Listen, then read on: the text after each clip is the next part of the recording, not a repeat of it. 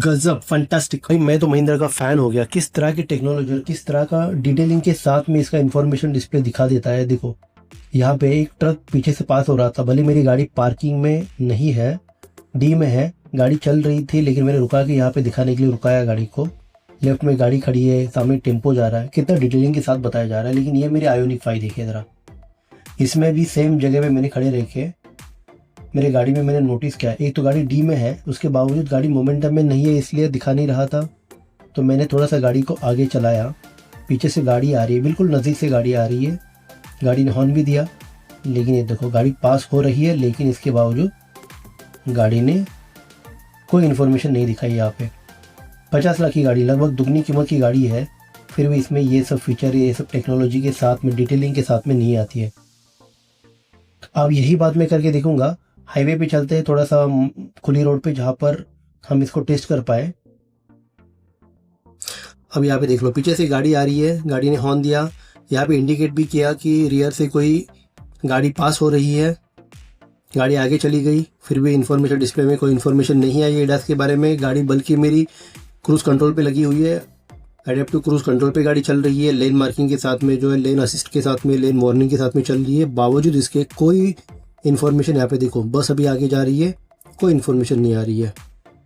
अब ये सारा सॉफ्टवेयर का कमाल है। Hyundai और किया के सारे गाड़ियों में यही सॉफ्टवेयर आता है, तो कोई भी आप एडास की कार ले लो Hyundai किया की, यही सॉफ्टवेयर के साथ आएगी। मतलब इतने सारे आगे पीछे रेडार और कैमरास लगने के बावजूद भी वो टेक्नोलॉजी, वो डिटेलिंग के साथ में इंफॉर्मेशन इंस्ट्रूमेंट क्लस्टर पे नहीं दिखा रही है। डिस्प्ले में कुछ भी इंफॉर्मेशन ऐसे एडवांस में नहीं आ रही, जो कि महिंद्रा ने कर दिखाया। ये पूरा सॉफ्टवेयर का गेम है और वो महिंद्रा ने अचीव कर लिया है।